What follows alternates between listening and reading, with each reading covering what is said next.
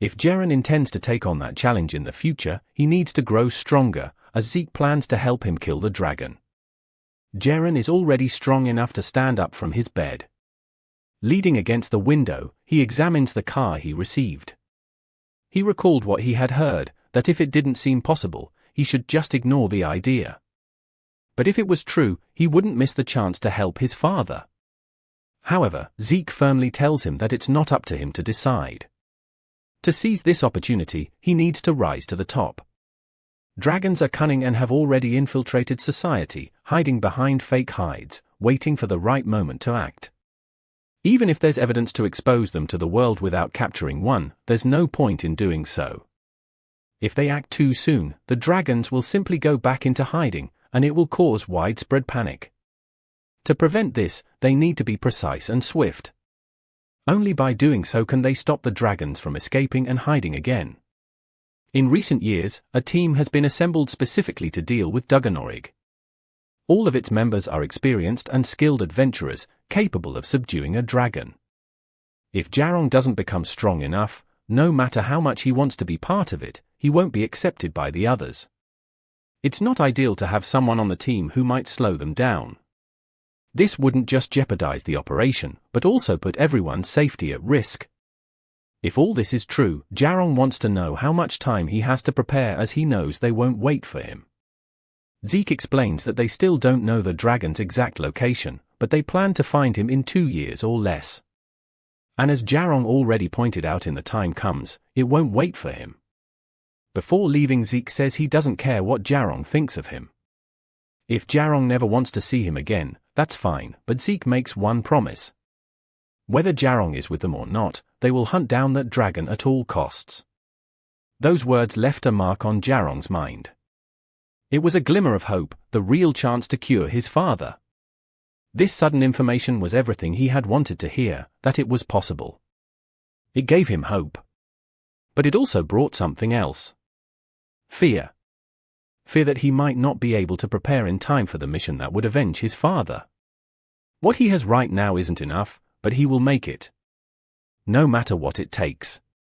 For all this time, he had no hope for a cure, and now he has good news. This small spark of hope gave Jarong a motivation he had never felt before in his life. As he washed his face, he heard the door open. The nurse who entered was happy to see he was awake. She asked that he was in any pain, and he replied that he felt only muscle soreness.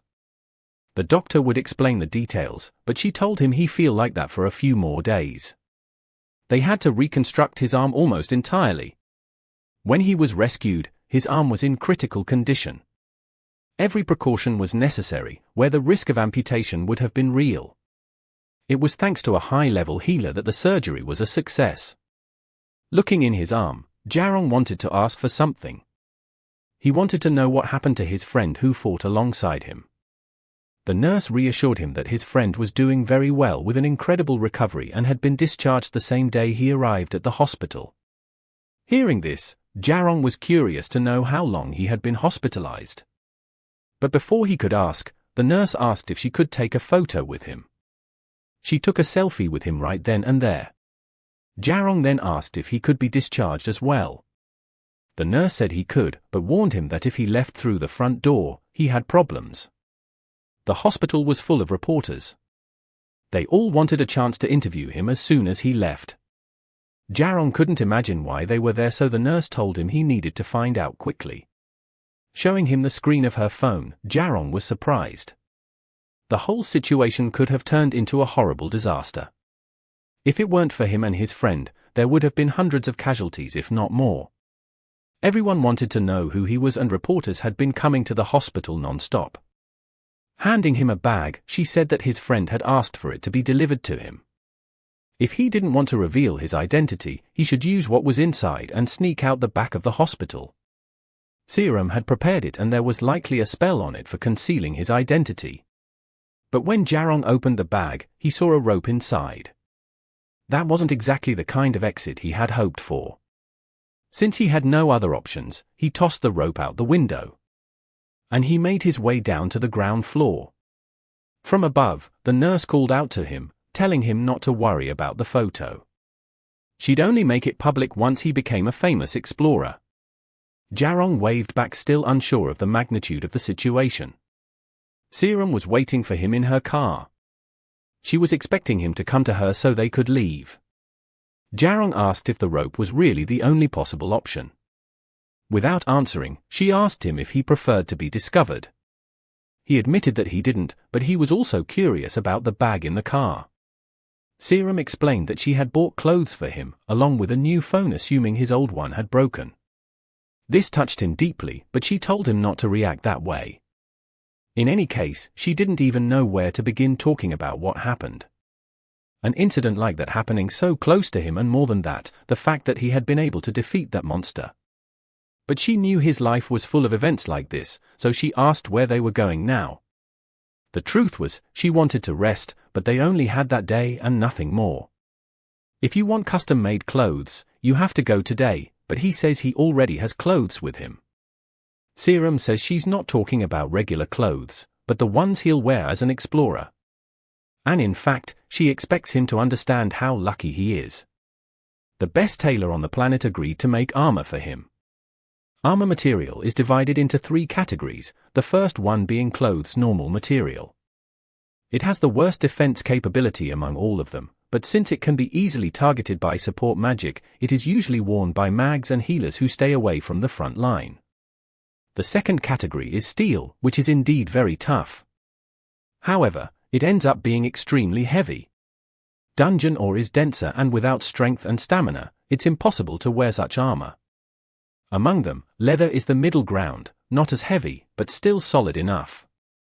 Ideal for those focused on dealing damage and close combat like him. Maybe he should consider wearing armor from now on. Serum is also curious and wants to know how he defeated the monster. She wants the details, but Juriang says someone filmed it, so she can just watch to understand. However, the video doesn't capture everything, and only shows him defeating the One and 2 Horn ones. It doesn't show how he defeated the 5-star one, which surprised him because he didn't know it was such a strong monster. Indeed, it was very strong, so he suspected something like that. Even though he and Shulking were perfectly prepared, it still should have been impossible. But then that mysterious power emerged and he doesn't know what it was. She insists again about why he doesn't talk about what happened. But the truth is, he doesn't even know how to explain it. Just happened in the best. I don't know. He just did style. It doesn't make any sense. Even professionals need to join a team to fight a monster like that. Even if he's not lying, and he's not, it's hard to believe. This made her puzzled, as geniuses really are different. However, she told him to be cautious. Things from now on would be exhausting. It's not just the reporters, but now the 2 of them are at the epicenter of all of this. Hill King was unlucky and had to give several interviews for 4 days straight. He even ended up appearing on television. But all this time, he avoided talking about Jarian as much as possible. Even simple questions like his name, he refused to answer without his friend's permission. This reminded him of the favor he had asked him. If anyone asked for details about what happened, he was to say that he didn't know either. Because if he could keep his identity hidden, he would prefer it that way. Shulking agreed and said he would do as requested. The girl wants to know how they ended up getting close, but he doesn't know either. She advised him to stay off the radar until he could take the admission test. He wants to know if there's a reason for that. On his phone, his manager says he wants to talk to him soon. Starum has been reading about the tests, and the more she learns, the more she realizes how difficult it is. In recent years, the passing rate has been 1 in 100, and Jarian thinks there are many people who just take it for the sake of it. And they must be, at least, worse than Starum. Seeing that she was annoyed, he said he didn't mean to imply she's bad, but she told him to shut up. But the truth is, based on skill, he's not wrong, because she's a person with enormous potential. However, he should see things from another perspective. People who lack ability don't do things alone. In fact, they do things together, and that's when he realized what it was all about. In the test, they form teams. Candidates are usually children of adventurers. So this contact makes it easier to form teams for their children.